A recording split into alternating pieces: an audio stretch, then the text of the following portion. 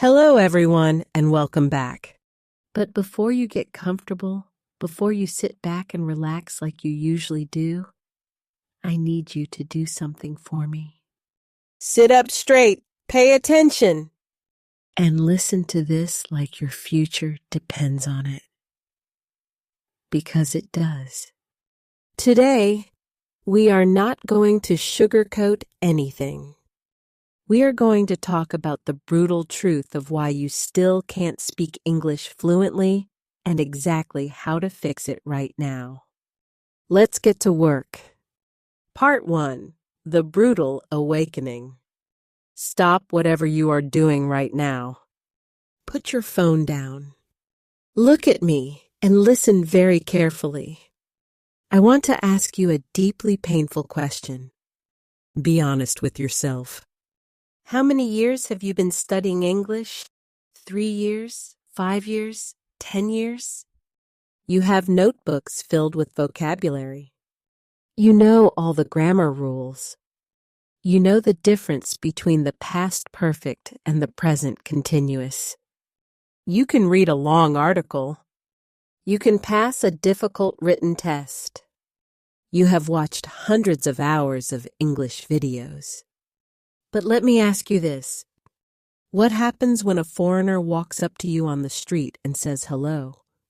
What happens when you are in a meeting and someone asks for your opinion in English? I know exactly what happens. Your heart starts beating fast. Your palms get sweaty. Your throat gets tight. Your mind, which holds thousands of English words, suddenly goes completely blank. You open your mouth, but nothing comes out. Or worse, you stutter. You say, and you freeze. By the time you finally build the perfect sentence in your head, the conversation is already over. The moment is gone. So, what do?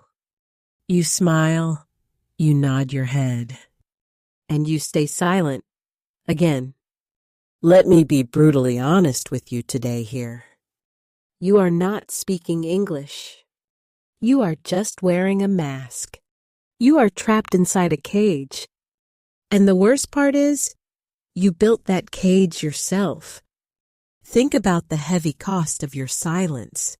How many amazing opportunities have you lost just because you couldn't speak up? How many times did you feel stupid, invisible, or ignored in a room full of people simply because you let your fear win? How many times did you watch someone else, someone less smart than you, someone with worse grammar than you, get the job, get the promotion, and get the respect just because they were brave enough to open their mouths? Are you going to let another year pass by like this? Are you going to sit there watching your life fade away in silence? Listen to me. I am not here to give you another boring grammar lesson. I am not here to tell you to memorize more vocabulary. I am here to hold up a mirror so you can see the truth. I am here to wake you up from a sleep you didn't even know you were in. If you want to become fluent, if you want to become confident, powerful, and unstoppable in English, you have to stop acting like a scared student. You have to start acting like a warrior. The time for hiding behind books is over. Let's begin. Part 2. The Translation Disease. Let us move to the biggest lie you have been taught. Lesson 1. Translation is a disease. Kill it. Why do you freeze when you speak? Why does your brain shut down? It is not because you lack vocabulary. It is not because you are stupid. It is because you are not communicating. You are doing mathematics in your head. Let's look at exactly what happens when someone asks you a simple question in English. First, you hear the English words. Second, you translate those words into your native language. Third, you think of your answer in your native language. Fourth, you translate that answer back into English. Fifth, you nervously check all the grammar rules in your head to make sure you don't look foolish. And finally, sixth, you try to open your mouth and speak. Are you kidding me? The human brain is incredibly powerful, but it cannot do 6 steps of heavy mental gymnastics in 3 seconds. By the time you finish doing all that math, the conversation has moved on. The other person has already walked away. You are choking your own brain. You are trying to run a marathon while carrying a 100-pound backpack of your native language. Translation is a disease that is destroying your fluency. It is a poison, and you have to stop drinking it right now. You have to stop treating English like it is a secret code you need to break. English is not a school subject. It is not a puzzle on a piece of paper. It is a living, breathing tool meant to express human emotion. So, how do you cure this disease? How do you stop translating? You must force your brain to live in English. You must burn the bridge to your native language. Starting today, when you look at a table, do not think of the word in your language first. Look at the wood, touch it, and think, table. When you wake up in the morning and you feel tired, do not translate the feeling. Feel the exhaustion in your body and connect it directly to the English words. I am tired. When you are thirsty, do not think of your native language. Link the feeling of a dry throat directly to the words. I need water. Eliminate the middleman. Starve your native language when you are practicing. Make English your only option for survival. If you drop a man in the middle of the ocean, he doesn't think about the physics of the water. He doesn't think about how to move his arms perfectly. He just swims to survive. You must do the exact same thing with your mind. Throw your brain into the deep water of English and refuse to throw it a lifeline in your native language. Stop translating, start feeling, start surviving in English. Part 3, The Perfection Trap. Your ego is the enemy. Let us talk about the real reason you are quiet. It is not your vocabulary. It is not your memory. It is your ego. Your ego is massive. You want to open your mouth and immediately sound like a Hollywood actor. You want a flawless American or British accent.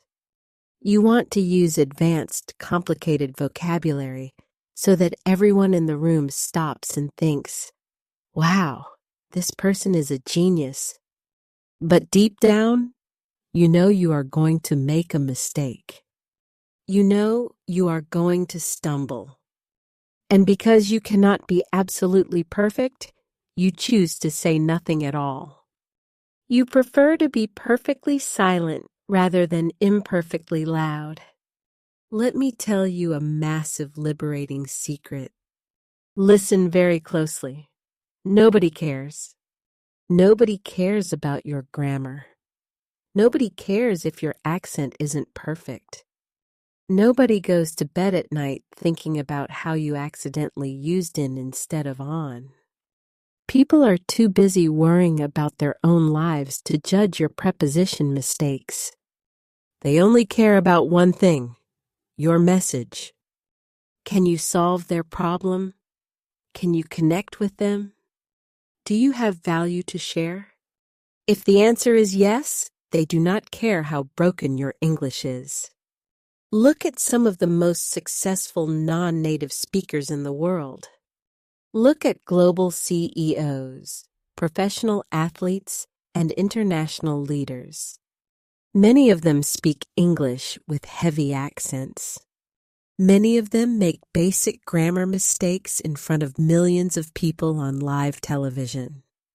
Do they stop talking? Do they hide in a corner and cry?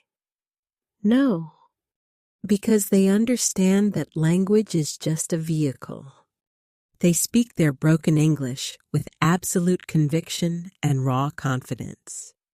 And because they are confident, the whole world listens to them. Your fear of making a mistake is a prison. It is a trap designed for weak minds. You are locking yourself inside a cell because you are terrified of looking foolish. But guess what? You have to look foolish before you can look brilliant.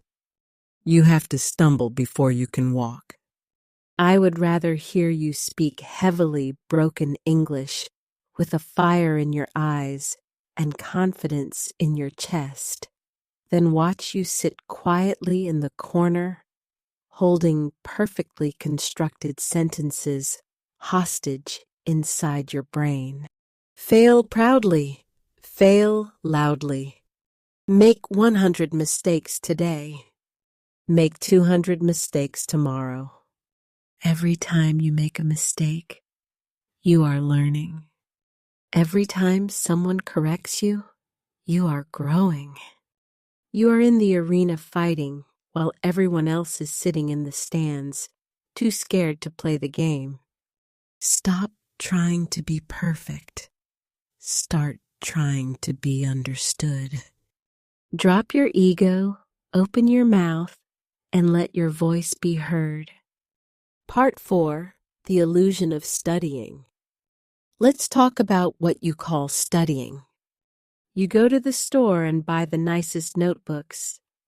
You use 3 different colored highlighters. You sit at your comfortable desk, sip your coffee, and write down a neat list of 50 new vocabulary words. You watch endless English YouTube videos. Maybe you are even watching this one right now, sitting comfortably on your bed, nodding your head, and feeling very productive. Let me smash that illusion for you right now. That is not learning. That is fake progress. You are tricking your brain into feeling productive without actually doing the hard work.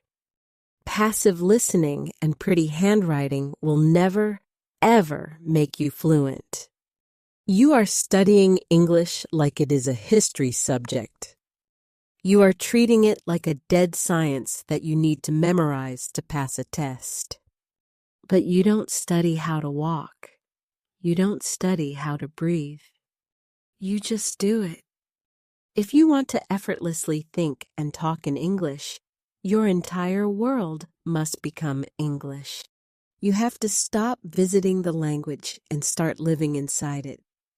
Right now, as soon as this video ends, I want you to take your phone, the device you stare at 100 times a day, and change the language setting to English. Change your laptop. Change your social media apps. Stop watching entertainment in your native language. Listen to English podcasts when you drive, when you wash the dishes, when you take a shower. You must force your brain into a corner where it has absolutely no choice but to adapt. But immersion is not just listening. You must produce the language. You must speak. You need to talk to yourself. Yes, you heard me correctly. I want you to talk to yourself like a crazy person. When you are alone in your room, speak out loud. Stand in front of your mirror. Look yourself dead in the eyes and describe your day. Say it loud. I woke up late today. I am frustrated with my job. I am going to change my life. Speak the words out loud until they feel natural in your mouth. Get your tongue and your facial muscles used to the physical act of speaking English. If you do not create an English environment in your own house, your brain will never naturally think in English. Your brain is lazy, It will always choose the path of least resistance, which is your native language. You have to destroy that path.